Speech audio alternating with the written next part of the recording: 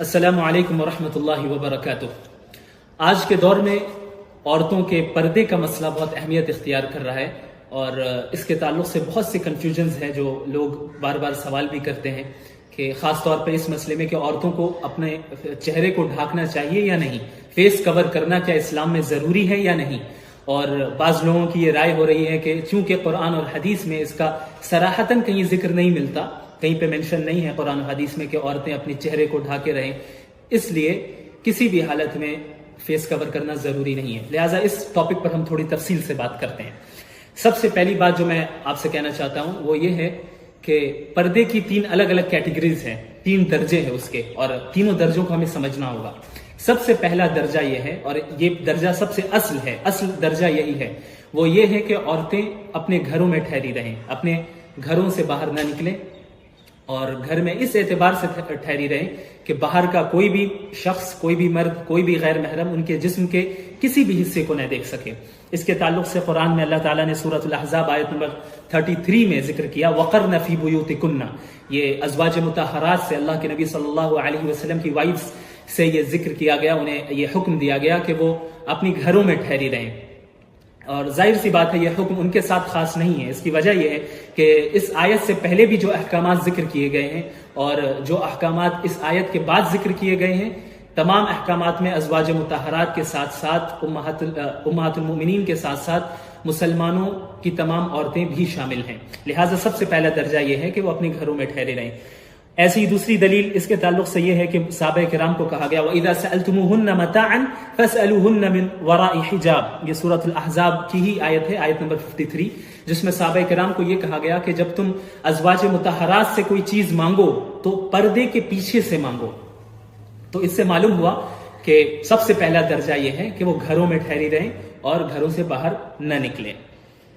اور اب دوسرا درجہ یہ ہے کہ عورتوں کو ضرورت کی بنیاد پر، یعنی اگر انہیں کہیں باہر جانے کی ضرورت پڑے کسی اپنے طبعی ضرورت کی بنیاد پر، تو ان کو گھر سے نکلنے کی اجازت ہے، لیکن وہ اس شرط میں کہ وہ اپنے اوپر برقع پہنے یا کوئی ایسی چادر پہنے جس سے ان کا پورا جسم چھپ جائے، ہاتھ بھی چھپے اور چہرہ بھی چھپے۔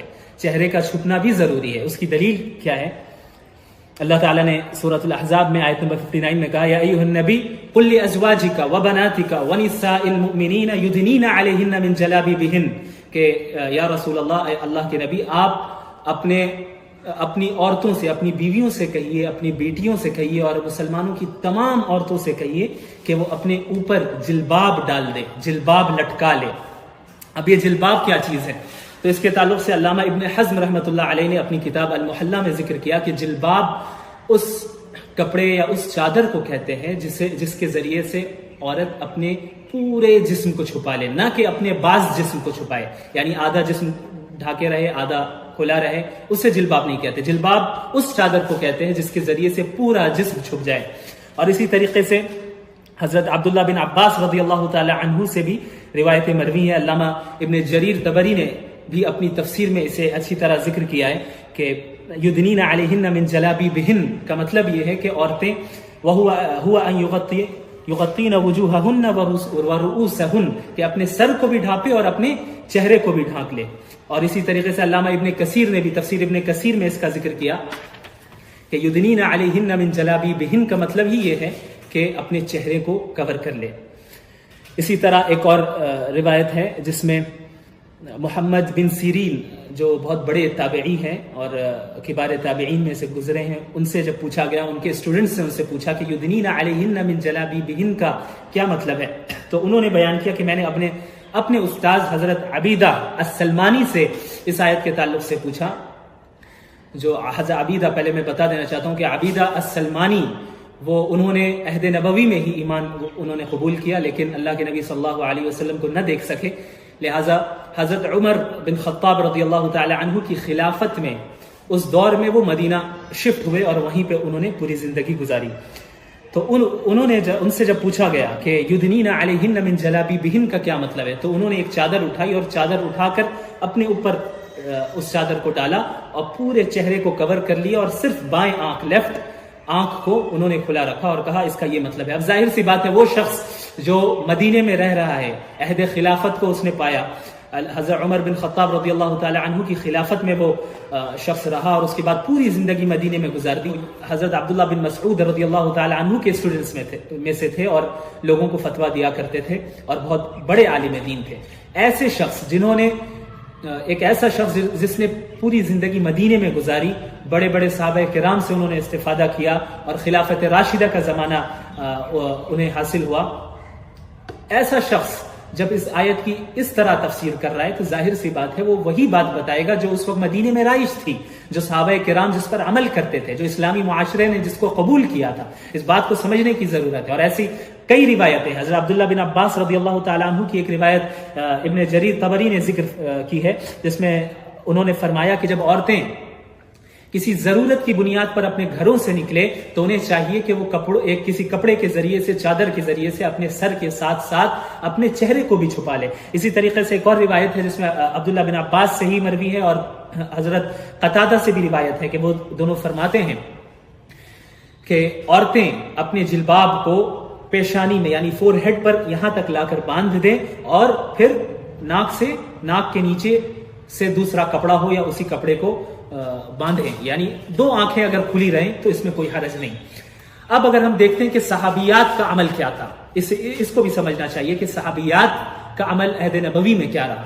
تو میں صرف 2 روایتیں یہاں پہ ذکر کروں گا. ایسی روایتیں بہت ہیں جن سے ثابت ہوتا ہے کہ حضرات صحابیات رضی اللہ تعالی عنہ وہ اپنے چہروں کو چھپایا کرتی تھی. ایک روایت حضرت اسماء بنت ابی بکر رضی اللہ تعالی عنہما سے مروی ہے, مستدرک حاکم کی روایت ہے اور علامہ البانی نے بھی اس روایت کی تصحیح کی ہے. اس میں حضرت اسماء فرماتی ہیں کہ ہم حالت احرام میں بھی مردوں سے اپنے چہروں کو چھپایا کرتے تھے. اسی طرح ایک اور روایت ہے, مسند احمد کی روایت ہے, جس میں حضرت عائشہ رضی اللہ تعالی عنہا فرماتی ہیں کہ ہم ایک مرتبہ اللہ کے نبی صلی اللہ علیہ وسلم کے ساتھ سفر میں تھے اور حالت احرام میں تھے. کوئی سواری اگر گزرتی تھی ہمارے پاس سے تو میں کپڑے کے ذریعے سے اپنے چہرے کو چھپا لیتی تھی اور جب وہ سواری آگے گزر جاتی تو میں اپنے چہرے کو واپس کھول لیتی. تو حالت احرام, اب اس بات کو سمجھیے, حالت احرام وہ حالت ہے جس حالت میں چہرے پر کپڑا ٹچ کرنے سے یا ٹچ ہونے سے منع کیا گیا ہے اور اسے روکا گیا ہے, اسے شرعاً ناجائز قرار دیا گیا ہے کہ احرام کی حالت میں چہرے پر کپڑا لگایا جائے. ایسی حالت میں بھی صحابیات اتنا زیادہ اہتمام کرتی تھی اپنے چہرے کو چھپانے کا کہ حضرت عائشہ فرماتی ہیں کہ ہم چہرے کو چھپا لیا کرتے تھے اس اعتبار سے کہ وہ کپڑا چہرے پر ٹچ نہیں ہوتا تھا بلکہ دور رکھ کر ہی, تاکہ کوئی غیر محرم ہمارے چہرے کو نہ دیکھ لے. تو حالت احرام میں جب اتنا اہتمام تھا تو حالت احرام کے علاوہ عام حالتوں میں کتنا اہتمام ہوگا, اس بات کو سمجھنے کی ضرورت ہے. اسی طریقے سے ایک تیسرا درجہ جو ہے جس کے تعلق سے میں نے کہا تیسرا درجہ, وہ یہ ہے کہ چہرہ اور دونوں ہتھیلی اس کو کھولنے کی اجازت ہے, لیکن وہ کن بنیاد پہ وہ میں بتاتا ہوں آپ کو. دیکھیے ستر ایک الگ چیز ہے اور حجاب ایک الگ چیز ہے. ستر تو یہ ہے کہ پورا سر ڈھکا رہے سوائے چہرے, پورا بدن ڈھکا رہے, سر بھی شامل ہے سوائے چہرے اور دونوں ہتھیلیوں کے, یعنی فتنے کا اندیشہ ہو یا نہ ہو غیر محرم کے سامنے اتنا چھپانا ضروری ہے. لیکن چہرے اور ہتھیلیوں کا چھپانا فتنے کی بنیاد پر ضروری قرار دیا گیا ہے, یعنی جہاں فتنہ نہ ہو وہاں کھولنے کی گنجائش ہے.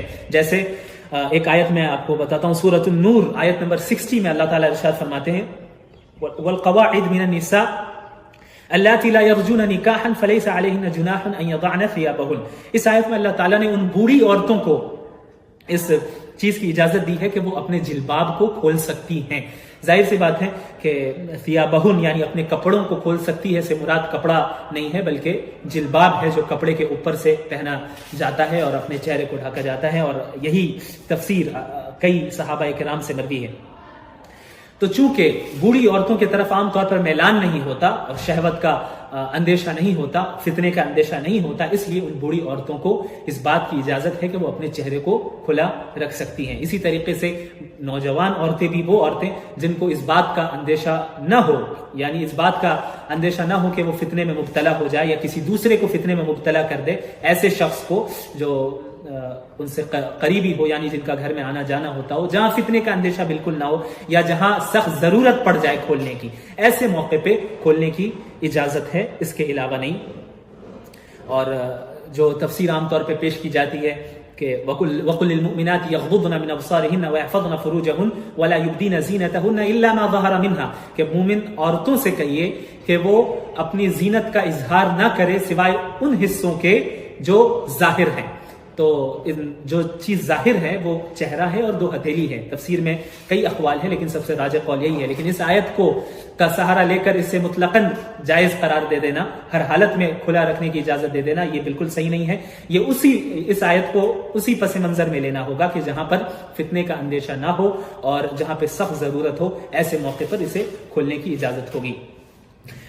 لہذا اس بات کو اچھی طرح سمجھ لیجئے. جو میں اپنی پوری اس کنورسیشن کا ایک خلاصہ بتا رہا ہوں وہ یہ ہے کہ اصل تو یہ ہے کہ عورتیں اپنے گھروں میں ٹھہری رہیں، گھروں سے اسی وقت باہر نکلیں جب انہیں سخت ضرورت ہو، اس وقت باہر نکلیں. اور اس حالت میں نکلنا ہے کہ وہ پورے جسم کو چھپائے رکھیں، ہاتھ کو چھپائے، پیر کو چھپائیں اور اپنے چہروں کو بھی چھپائیں.